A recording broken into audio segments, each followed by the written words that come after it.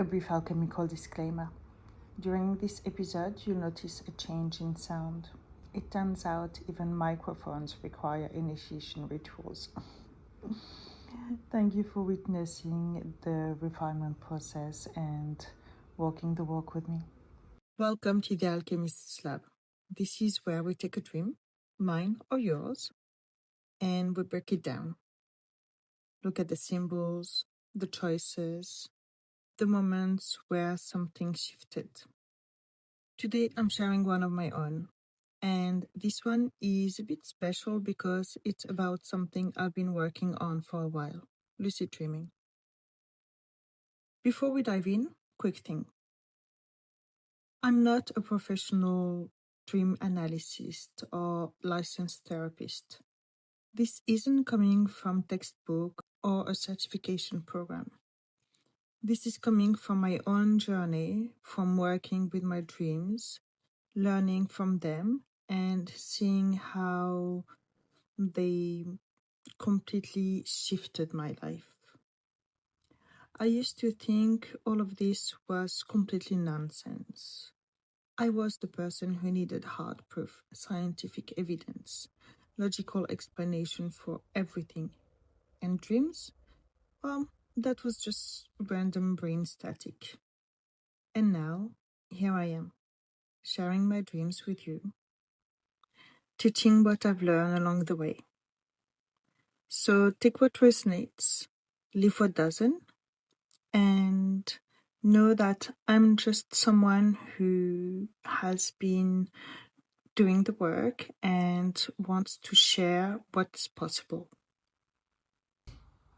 Alright, so the dream happened recently, and it told me something powerful about what's possible when you become conscious inside a dream, when you realize you're dreaming and you choose to do something differently. So let's get into it. I was dreaming and I find myself in a hospitality setting again. Restaurant, service, you know the deal. I've had these dreams before, but this time things weren't as smooth as they have been lately. In recent dreams, the hospitality scenario had gotten easier, clearer, simpler. I was handling things quite well, but this one, well, it felt like I've taken a few steps backwards. Things were messier, harder to manage, and in the dream, I had this thought, oh, it's like I've regressed a little. But then I thought, that's okay, success is not a straight line anyway. And that made sense to me because in my waking life, I was kind of going through a regression phase too. I just come back from Vietnam. I was staying with my friend Steven temporarily until I figured out my next move. And it felt like I'd gotten backward a bit compared to where I've been. So it made sense that my dreams were reflecting that to me. And as I was thinking about all of these, I was placing it together and I realized something. Hold on. I was dreaming. I was in a dream right now. And the second I realized that, I thought, perfect, lucid dream. Let's do something different. I decided I was going to have fun. I decided I was going to create a portal. So I asked myself, how am I going to do this? And I imagined two giant hands, massive, powerful hands, coming down in front of me and tearing open the reality of the dream. Like ripping a piece of fabric, creating a crack, creating a fissure in the space in front of me. And above this opening, I wanted to write something, so I imagined letters, white luminous letters. You know the kind? the old school marquee lights with bulbs inside that glow.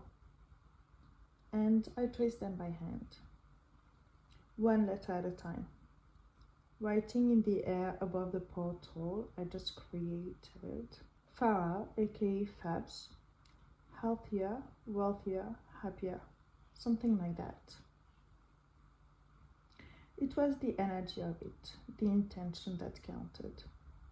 This was the portal I was walking through. This was the identity I was stepping into, I was choosing to step into. So I stood in front of it and stepped forward, but when I did, I didn't feel much. No big shift, no dramatic change, and I thought, I want to actually feel this.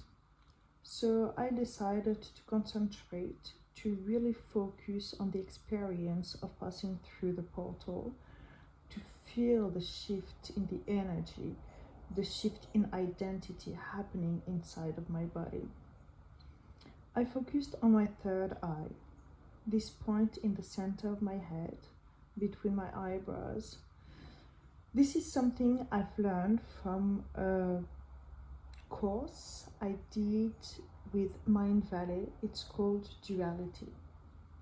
It's a meditation practice where you move your awareness through different points in your head, and one of the exercises has you center yourself in the middle of your head to get a different perspective, a different point of view. For me, that practice really connects me to my third eye. It's where I feel the shift the more clearly. So I did that. I brought my awareness there, centered myself, and focused. And as I stepped through the portal, fully through this time, I felt it. The energy changed. The environment around me had a different flavor. It's hard to describe, but it's like, you know, when you're sitting hunched over, kind of relaxed and slouched, and then you straighten your spine, you put your shoulders back, tilt your chin up, stand tall. That shift in your posture changes everything. The energy shifts. You feel different. You are different. That's what it felt like. My peripheral vision got clearer, not just literally, metaphorically too. Like I could see more, sense more, hold more. It was like a stretching of the energy of the position I was occupying in the dream. And I smiled. I don't know if I smiled in real life while I was sleeping. It felt like it. But in the dream, I had a huge smile on my face because finally I felt it. I felt the shift. I felt the evolution. And then I woke up. I'm not entirely sure what was on the other side of the portal, but what I do know is that I passed through. I felt the shift, I felt the quantum leap, and when I woke up, I had this light feeling inside my chest, this sense of having moved forward, of having consciously chosen a new version of myself and stepped into it. So let's break this down. First, the hospitality dream regression. That wasn't random. My dreams were reflecting where I was in my waking life, feeling like I'd gone backwards, like things were harder again after this progression I'd made in Vietnam. But instead of accepting that, instead of staying stuck in the dream, in this harder version of the dream, I became conscious. I realized I was dreaming, and that awareness gave me choice. This is what lucid dreaming is. It's not just about controlling the dream or flying around or doing cool tricks. though it can definitely be that too. But it's also about recognizing you're in the dream and choosing how to respond. And in this case, I chose to create a portal, to literally tear open the reality I was in and step into a different one. The portal itself is symbolic. It's not like there is an actual door floating in the dream world that I walked through. The portal is a tool, a visual representation of the shift I wanted to make. I wanted to move from a version of myself that felt like she'd regressed, the version stuck in the harder hospitality dream, to a new version, a version that's healthier, happier, wealthier, a version that's evolved.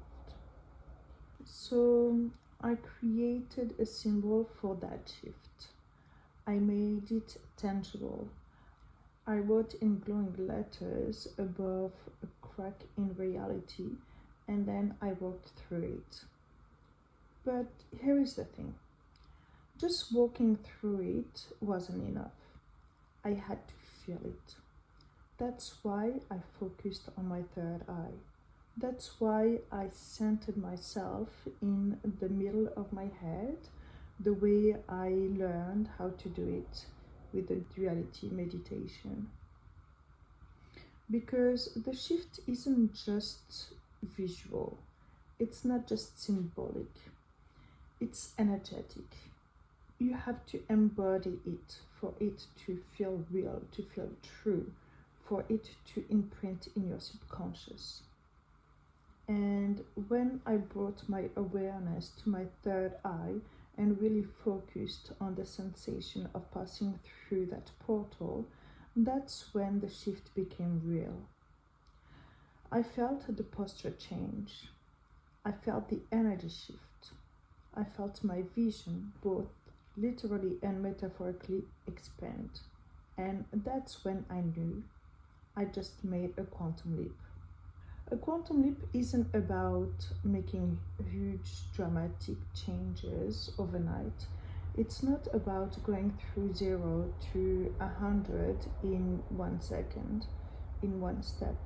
It's about shifting your identity, your energy, the version of yourself you're occupying, and becoming something new.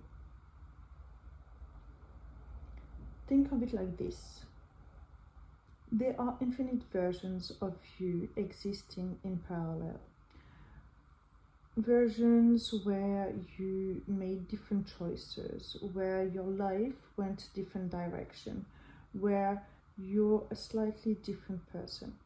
A quantum leap is when you consciously choose to step into a different version, to align with a version of yourself that's already there. That already is existing, just waiting for you to claim it. And in lucid dreams, you can practice this. You can literally create a portal, write the identity you want to step into, and feel the shift happening. That's what I did. I created a portal, I stepped through, I felt the energy change. And when I woke up, something had shifted. I could feel it. It wasn't dramatic. I didn't wake up in a completely different life. But something in me had moved. Something had evolved. And that's how it works. Small shifts, conscious choices, one portal at a time. Now, before I go any further, I want to give a shout out to someone who played a role in this dream happening. The day before I had this lucid dream, I went to GB Hi-Fi to buy a new microphone, and I ended up talking to this young woman named Finn. Beautiful girl, stunning eyes, just putting that out there. and we got talking about lucid dreaming. We spent a few minutes just chatting about dreams, about becoming conscious in them, about what's possible, and I think that conversation had a part in why that lucid dream happened, because that's how it works. When you talk about lucid dreaming during the day, when you think about it, when you set the intention, even if it's a small one, in small ways, anyways, it becomes easier to access it at night. Your subconscious hears you. It knows you're interested. It knows you're paying attention. So, Finn, if you're ever listening to this, thank you. I think you inspired this, and indirectly you helped me make this quantum leap, and I'm very grateful for that. So why am I sharing this with you? Because I want you to know what's possible. You don't have to accept the dream you're in. You don't have to stay stuck in the version of the story that you have in front of you, the one that your subconscious is showing you. You can become conscious. You can realize you're in a dream, and you can choose to do something different. You can create portals, write new identities. You can do anything else. Like, do you make the changes that you want to make in the way that works for you? That's the beauty of it. And you can create a shift just like that. And when you wake up, something will have changed. Maybe it's small, maybe it's subtle, but it's real. And the more you practice this, the more you play with lucid dreaming, with conscious creation, with quantum leaps, the more you start to see that you're not at the mercy of your dreams. You are a co-creator. You are an alchemist. You're in a relationship with your subconscious. You're working together, and that changes everything. So here is my invitation to you. Start paying attention to your dreams. Start asking yourself, am I dreaming? During the day. Start talking about lucid dreaming. Start thinking about it. Start setting intentions. Start watching videos on YouTube about it. Because the more you do, the more likely you are to become conscious in a dream. And when you do, try something. Create a portal, write new identities, draw something. Do whatever comes to your mind. And you might be surprised what happens. I woke up with a light heart, with a sense of having evolved, of having moved in the right direction. And I think you can too.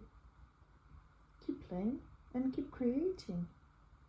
Until next time, keep dreaming. You're the alchemist. Bye.